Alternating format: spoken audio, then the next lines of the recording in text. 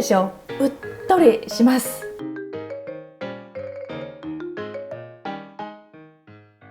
こんにちは、きなこスペシャリストのせいこです。3分きなこクッキングのお時間が余りました。この番組ではたった3分でできるきなこのレシピをご紹介していきます。私は類まれなるきなこの専門家、今まで約700種類のきなこを食べておりまして、この可能性を探求している研究者でございます。そしてきなこのおかげで体もそうですが、心も若作りをさせてもらっているので、この良さを多くの方に体験してほしいという魂胆でこの番組をやっております。今日のメニューは辛芋ねったぼ。面白い名前ですよね。これは九州は鹿児島の郷土料理なんです。他にも呼び方がいろいろあるそうですよ。そしてこのさつまいもを使った郷土料理なんです。さつまいも有名ですよね。美味しい芋焼酎たくさんあると思います。このさつまいもとお餅を合わせて作るもちもちのスイーツ、これをご紹介していきます。で、九州は鹿児島だけじゃなくってこの餅と芋を使ったスイーツ、他にも名前を変えていろいろあるんですよ。どれも美味しい。だけど今日は辛いもねったぼ、なぜかきな粉を使うからね。そして今日は簡単に作りましょう。本当はね、鹿児島の方は餅つきの時にね、一緒に作ったりとかおやつに作ったりとかするんですけど、お芋もね不活そうです。でも今日は簡単に作るからもうレンジでやります。そして切り餅も使います。すいません、簡単にさせていただきますけれども、地方に住んでおりますので簡単に作っていきます。はい、材料です。今日は辛芋を2つ分にしていました。4つにする場合は材料を倍、レンジにかける時間を 1.5 倍にしてみてください。で、さつまいもだけ下処理しといてくださいね。すいません、3分には含まれないんですが、アクだけ抜いてほしいの。皮を剥いて3センチくらいの輪切りにして水につけてください。で、5分で水を取っ替えて5分、計10分、すいませんいただきますが、3分に含まれないじゃないのというクレームになってます。すいません。だけどこのひと手間はやって、ごめんね、いいね、すいませんそうして餅もその間切っといてください。その方が熱が通りやすいんでね。そうしてきな粉を後で合わせてアイスをお好みで添えるんですが、そのきな粉、今日はこれを使います。見るかな、ナチュラルハーモニーのきな粉。これは自然栽培で作られてるんですが、自然栽培って皆さんすごいんですよね。農薬も与えない、肥料も与えないで作るんだけど、だから雑草も生えるし虫もね湧くから手間がかかる。だから大変なんだけど、皆さんに置き換えていただきたいと思うの。何かあったらみんな薬飲むでしょね。そして餌も食べるね、過剰に食べるね。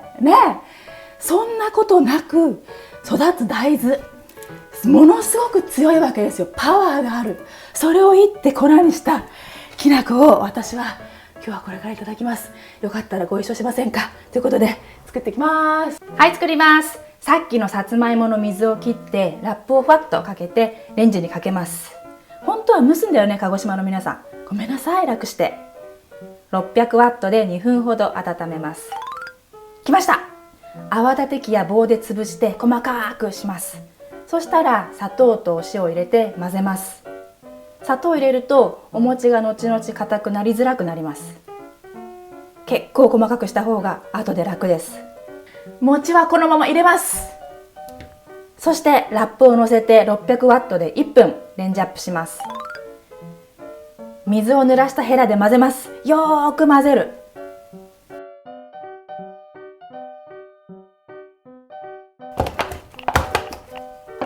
力はいるけど芋と餅を一緒にします。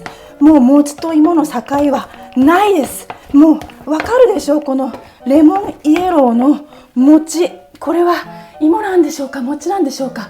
その答えがわからなくなるまでやります。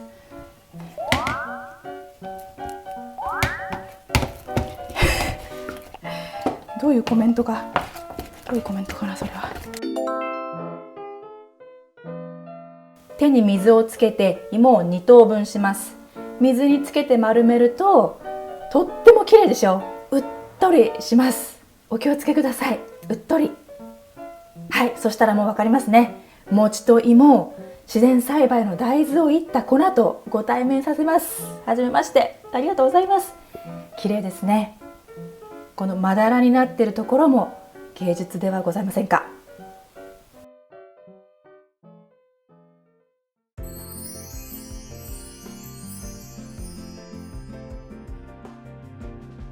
とってももちもちします。そして今回はバニラアイスを乗っけてみました。冷たいの乗せても餅にお砂糖が入ってるからそんなに硬くならないですよ。撮影してたらアイスが溶けて食べます。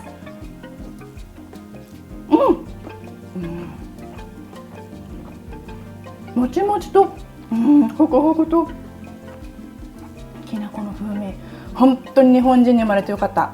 最高です。ということで、辛いも熱田棒簡単バージョンご紹介しました。芋がこんなに伸びる、そして大豆をいった粉とこんなに合うんだ、そして乳製品も合っちゃうんだ、その体験をぜひしてほしいと思います。簡単美味しい若作りまたやっていきたいと思います。また見てください。ありがとうございます。またね、バイバーイ。